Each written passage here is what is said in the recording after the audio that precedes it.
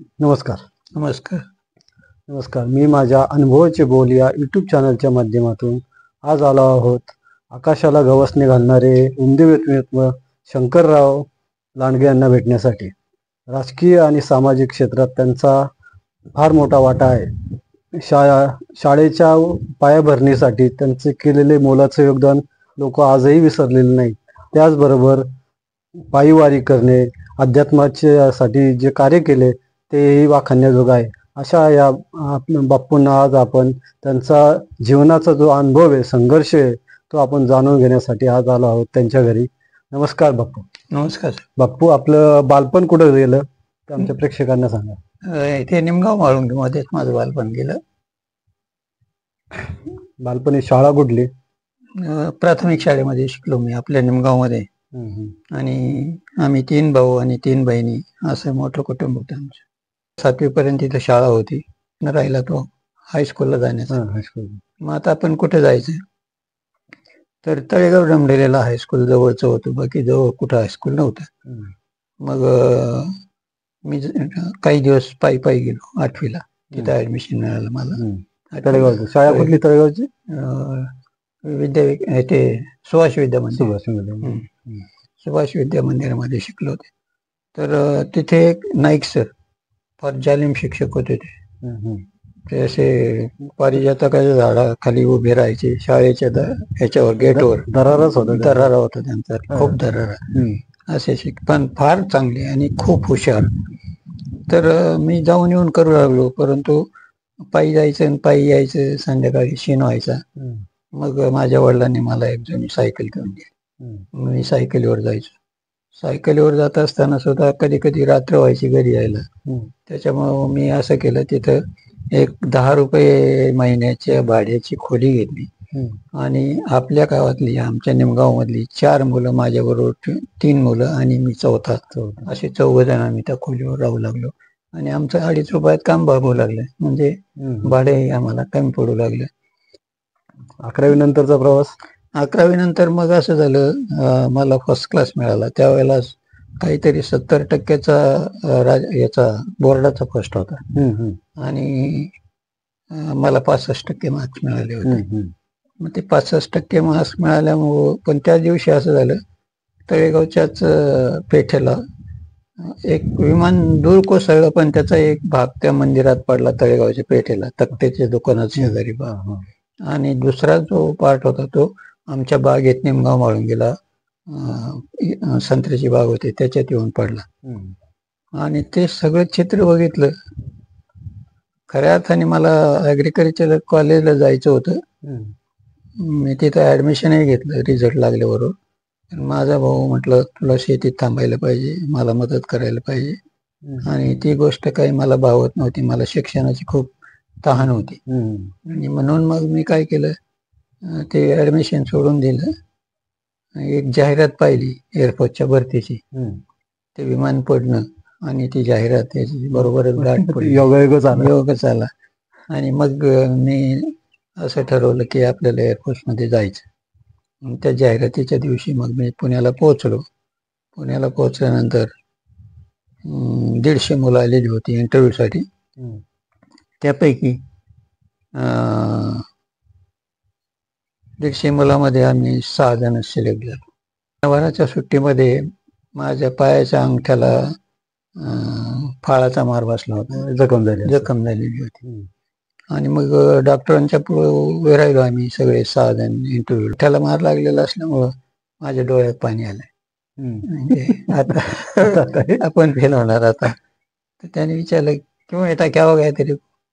म्हटलं, सर मेरे पैर में, मेरे अंगूठे में जख्म हुई है. अरे चिंता मत कर, यू आर सिलेक्टेड. मला इतका आनंद झाला, म्हणजे ते जे अश्रू होते ते आनंदाचे झाले. आणि मग त्यांनी सांगितलं की उद्या सकाळी तुम्ही सगळेजण 11 वाजता इथे या, 6 जण, आणि तुम्हाला कानपूरला ट्रेनिंगला पाठवणार आहोत. पुढे गेल्यानंतर त्याची काही विमानं होती, ते हंटर, हे फायटर होत. फायटर. हा, नॅट ते इंटरसेप्टर, याचा अर्थ लोड घेऊन जाणाऱ्या विमानाला सेफगार्ड करायचं काम करायचं. जर दुसऱ्या विमानाचा हल्ला झाला तर याने त्याला धावपळीचा किंवा त्याला कव्हर ठार करायचा. कव्हर करायचा नाही, हेच करायचं. हा, म्हणजे भानगडच ठेवायचे नाही. नॅट हे आपलं भारतीय बनावटीचं विमान आहे. बेंगलोरला होतं ते. छोटस विमान आहे, 20 फूट लांबीचं असं. परंतु ते त्याचं मॅनोवरिंग जे आहे ना, ते अतिशय फास्ट, अतिशय शार्प. म्हणजे असं जाणार असं मारणार, खूप चांगलं. त्याला इंटरसेप्टर म्हणतात.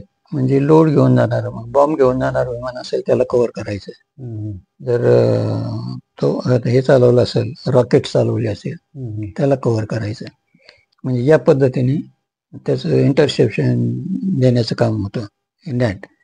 ते नॅट, हंटर, कॅनबेरा, बॉम्बर विमान फार मोठं, बॉम्ब घेऊन जा, खूप मोठं, 10,000 पाऊंडाचं, 5,000 पाऊंडाचं असं बॉम्ब घ्यायचे दोन्ही बाजूला, 2 पंखामध्ये. आणि कॅपॅसिटी प्रमाणे, समजा 1,000 पाऊंडाचा बॉम्ब असेल तर मग तो थोडा मध्यम, आणि त्याच्यापैकी 500 पाऊंडाचा पण असेल. पण जेव्हा हेवी बॉम्ब असेल त्यावेळेला इंटरसेप्शन, याचा अर्थ शत्रूचं विमानात आलं तर ते कव्हर करण्यासाठी लाईट वेट विमान पाहिजे. ते नॅट शार्प एकदम, अगदी कळणारही नाही तुम्हाला गेलं, तशा पद्धतीने उड्डाण व्हायचं. तो पाडणारच त्याला. तर मी नॅटवर काम केलं, नंतर हंटरवर केलं, फायटर, कॅनबेरावर काम केलं, बॉम्बर, अशा तिन्ही प्रकारच्या विमानावर. आता युद्ध, कुठल्या युद्धात भाग घेतला तुम्ही? पाकिस्तानच्या युद्धामध्ये घेतलं, 1965च्या युद्धामध्ये, आणि नंतर 71 मध्ये. हे दोन्ही युद्ध आपली. 65 युद्धात कुठल्या भागात होते तुम्ही? तेच हलवारा, नवीनच होतं ना ते, तेव्हा मी नवीनच गेलेलो. हा, तेव्हा 65च्या युद्धामध्ये दोन्ही वेळेला पाकिस्तानशीच झालं आपलं. त्या दोन्ही युद्धामध्ये मी होतो. तर हे सगळं करताना म्हणजे कसं झालं, मी भरती झालो तिथलं, ते थोडे दिवस राहिलो, आणि नंतर मग माझी बदली तिथून हलवाऱ्यावरून आग्र्याला झाली. आग्र्याला झाल्यानंतर मग घरच्या माणसांनी मला रजेवर बोलवून घेतलं आणि म्हटले तुझं लग्न करून टाकायचं, लग्नाचा बेत आखला.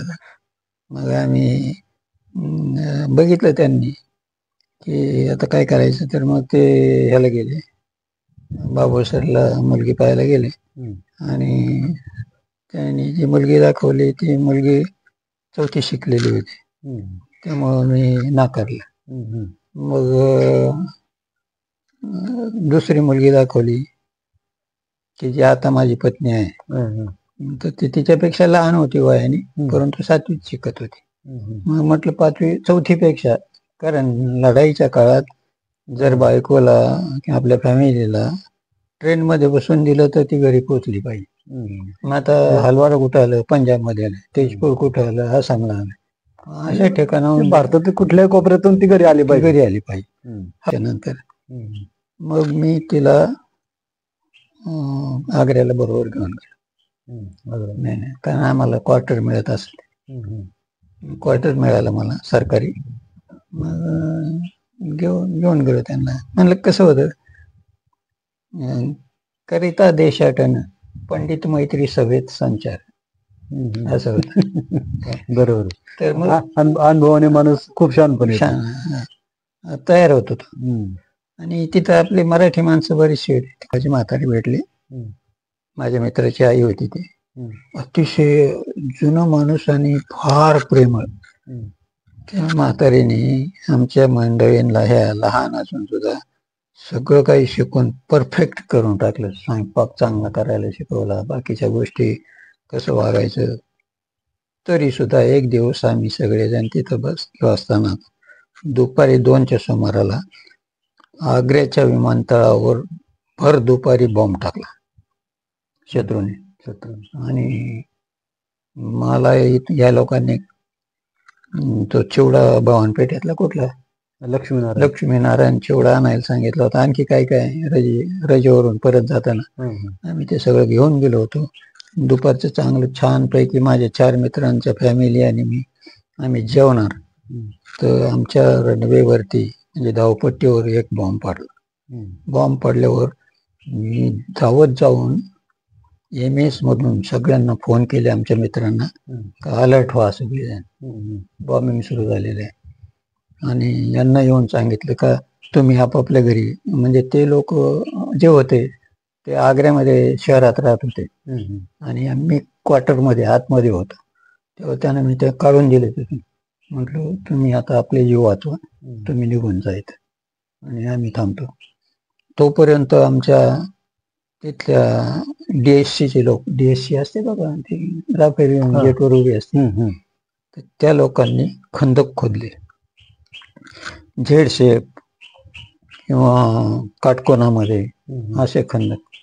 याचं कारण असं का रात्रीच्या वेळेला बॉम्बिंग सुरू झाल्यानंतर तुम्ही त्या खंदकामध्ये जायचे आणि बॉम्ब ज्या दिशेला पडेल त्या दिशेला तुम्ही, विरुद्ध दिशेला तुम्ही बसायचं आतमध्ये. म्हणजे ह्या बाजूला जर बॉम्ब पडला आणि खड्डा जर असा असला, खंदक जो आहे ना त्याला ट्रेंच म्हणतात, तो जर असा असला तर त्याच्यात खाली जमिनीला लगत बसायचं तुम्ही, असं गुडघ्यावर खाली बसायचं.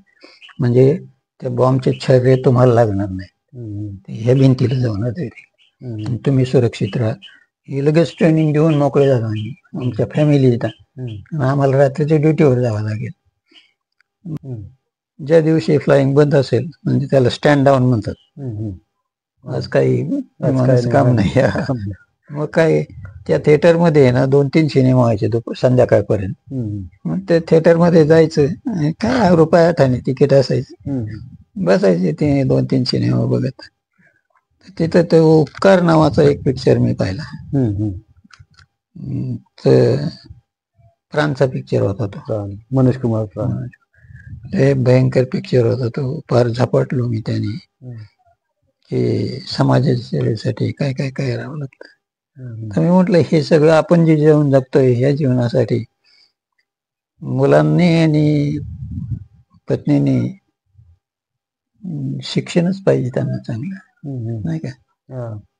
पण आपल्या शिक्षणाची इतकी आबाळ झाली, मुलांचं कसं आहे किंवा आपल्या गावातल्या मुलांचं काय. मला तर 4 मुली झाल्यानंतर आणि एक मुलगा, थोरला मुलाला पुण्याला शिकावं लागलं.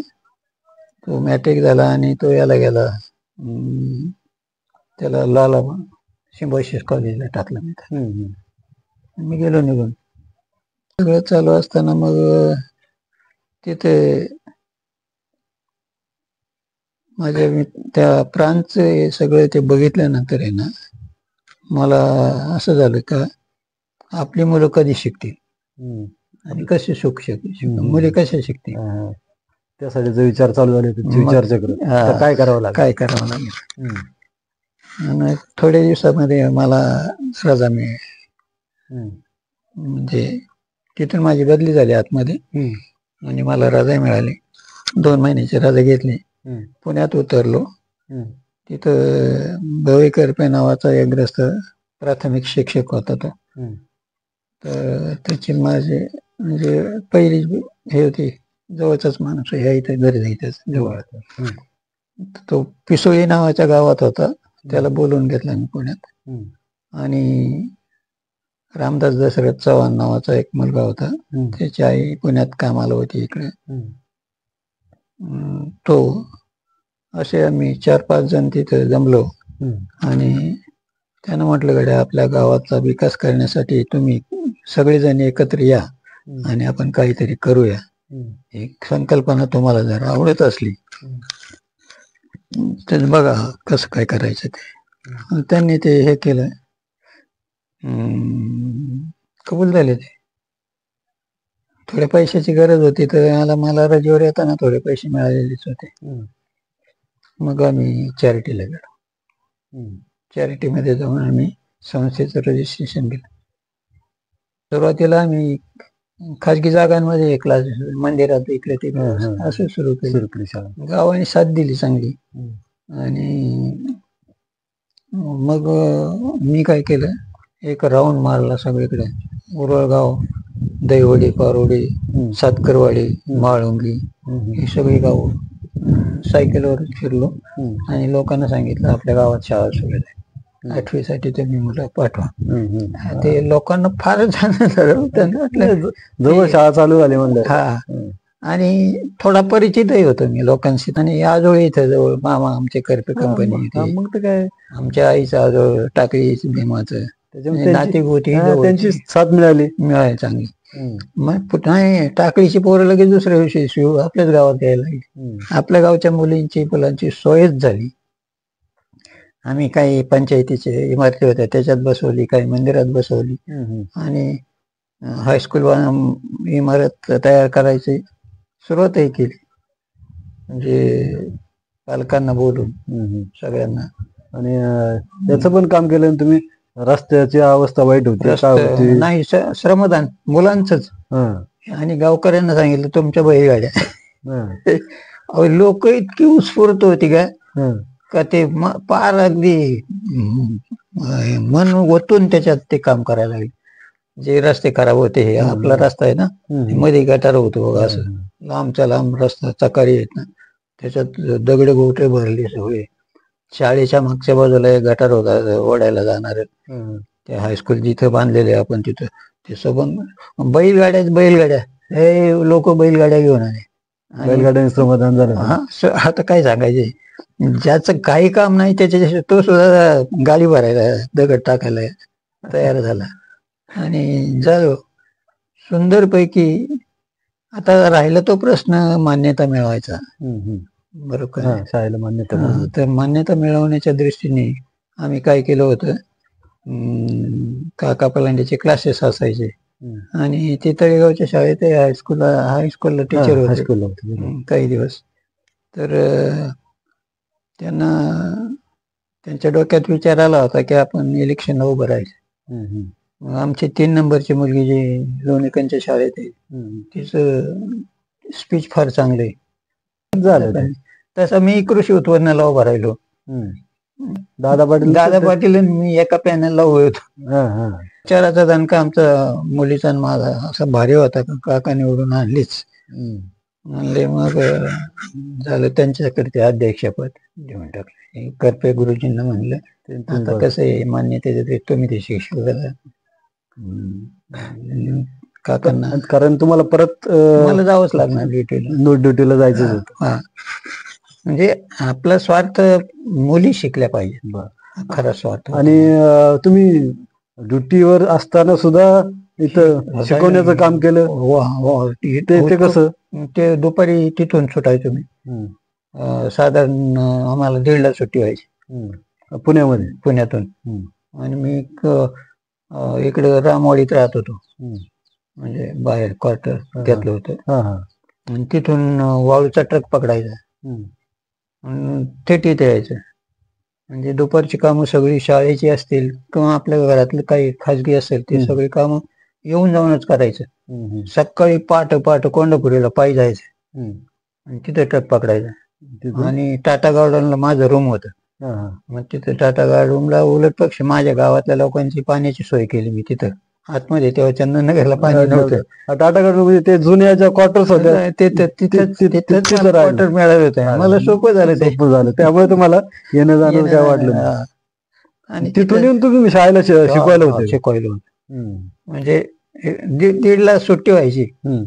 आणि मग हेच नाही, हायगेच नाही, म्हणजे पोट काय भानगडीच नव्हत्या आपल्याजवळ. एकच ध्येय, झपाटला म्हणलं ना तुम्हाला, झपाटलं की पुढचं काही आठवत नाही, काहीच नाही.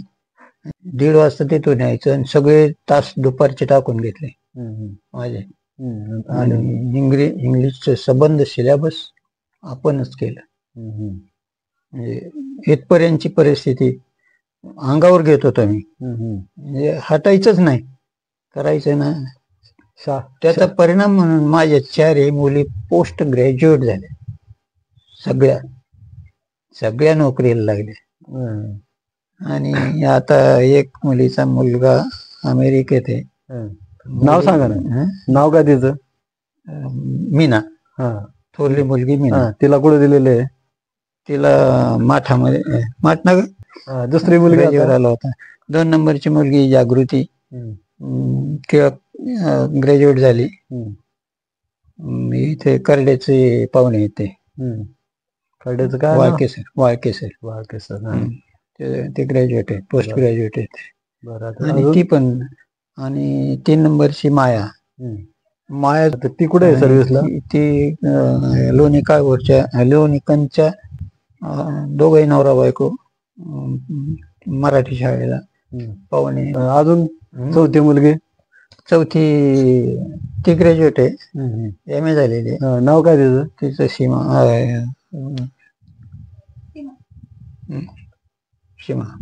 शिवा ती लांडेवाडीला आढळरावांच्या हायस्कूल. नातू? आपला नातू जो येतो त्याला ते जाळी विणायचे मशीन घेऊन दिलेले आहेत. म्हणजे तारेची जाळी विणतो आपण, कुंपण करतो ना शेताला, किंवा प्लॉट घेतला तर चिरंजीव जे आहेत आमचे ते शेतीचं संबंध हँडल करतात. मधला तुमचा जो शेवटचा पिरियड होता तर तो कसा झाला? पुण्यात झाला का बाहेर झाला? त्याविषयी सांगा. नाही, ते पुण्यामध्ये आलो मी. पुण्यात आल्यानंतर एक जोधपूरला एक विमान आकाशामध्ये फ्लाइंग करीत होतं. तर ते विमानाचं फ्युल फक्त साधारण 10 मिनिटाचं शिल्लक होतं. आणि ते विमान उतरण्यासाठी तर ज्या भागात मी पायलट आणि आपले इंजिनियर्स सगळे त्याच्यावरचे टेक्निशियन्स यांना शिकवत होतो. MCF म्हणून सेक्शन आहे विमाननगर गेट मधून आत गेलं की तिथे फार मोठी बिल्डिंग आहे. तर तिथे पायलट सुद्धा काही विषयाचं शिक्षण घ्यायला येतात. मग तिथे मी शिकवत असताना ते विमान अडचणीत आलं की 10च मिनिटाचं फ्युल शिल्लक आहे आणि विमान उतरायला म्हणजे रनवे ब्लॉक आहे. तर चाक खाली येत नाहीत. चाक खाली आलं नाही तर बेली लँडिंग करावं लागेल, म्हणजे पोटावर उतरावं लागेल विमानाला. त्यावेळेला ते पेटतं विमान, घर्षणाने अपघात होऊ शकतो. तिथलं CNO म्हणतात त्याला, chief engineering officer, group captain. त्यांनी फोन केला पुण्याच्या चिलकोटी नावाच्या ग्रस्ताला, ग्रुप कॅप्टनच, की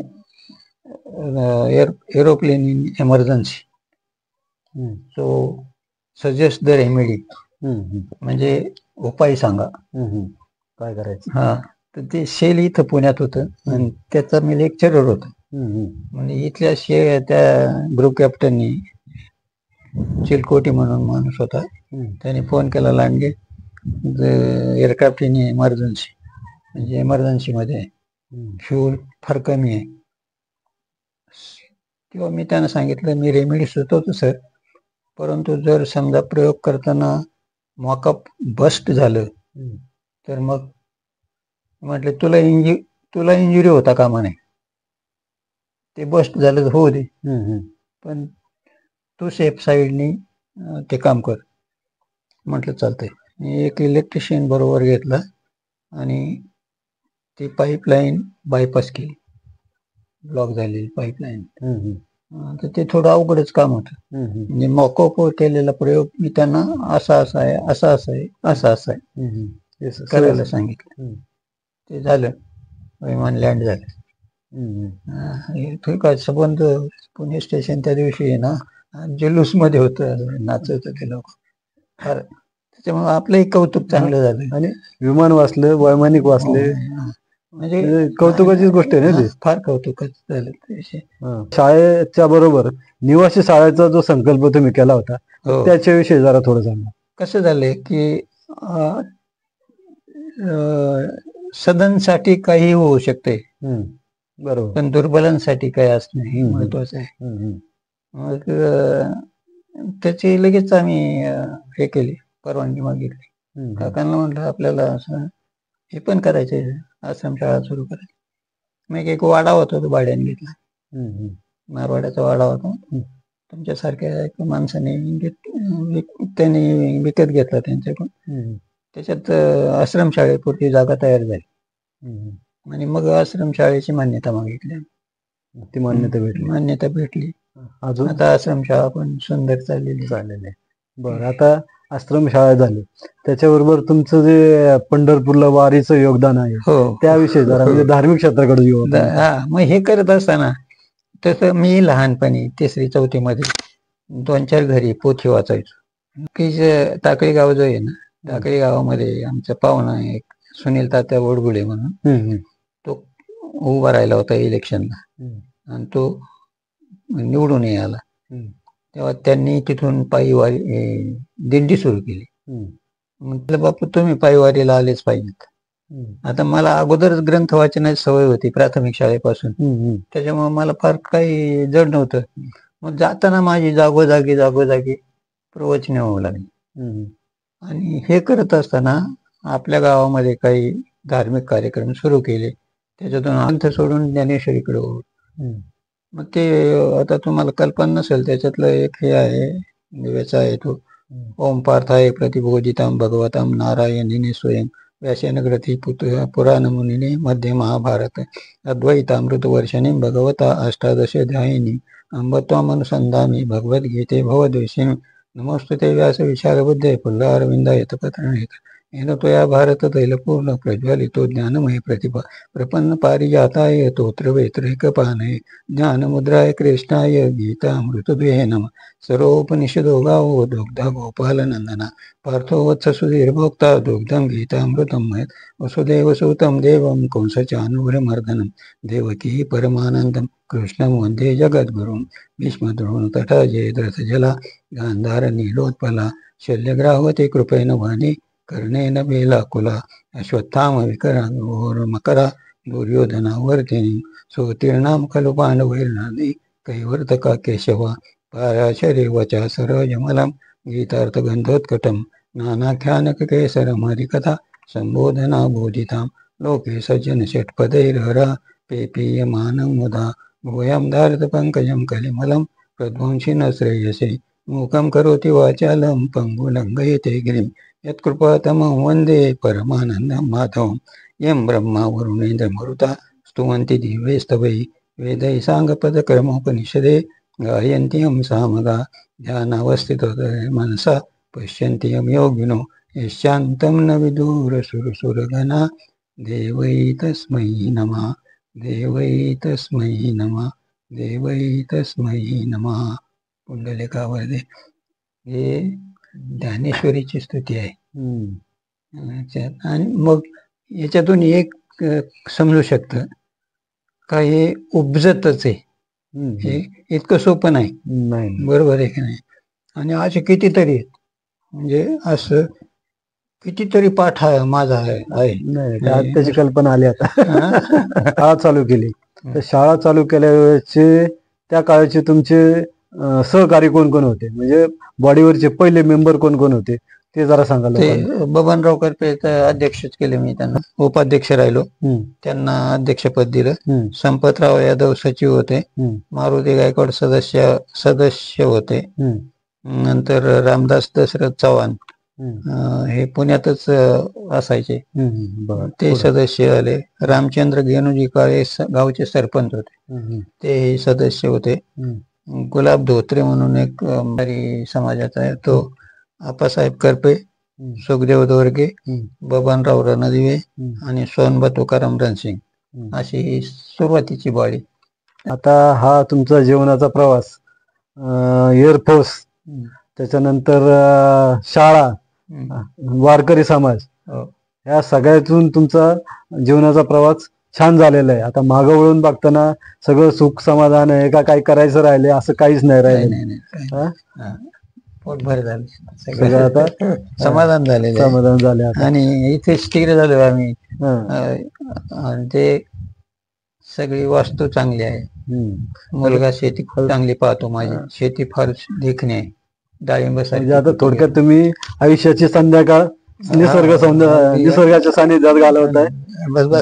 आणि आनंदी काहीच कमी नाही तसं पाहिलं. आता एवढंच काय, पण तुमच्यासारखी माणसं जोडली जात आहेत, हे कोणतं कमी आहे मला सांगा. चला, आता छान मुलाखत झाली. आता आपण या मुलाखतीची सांगता करूया. नमस्कार. रामकृष्ण रामकृष्ण हरी. करतात.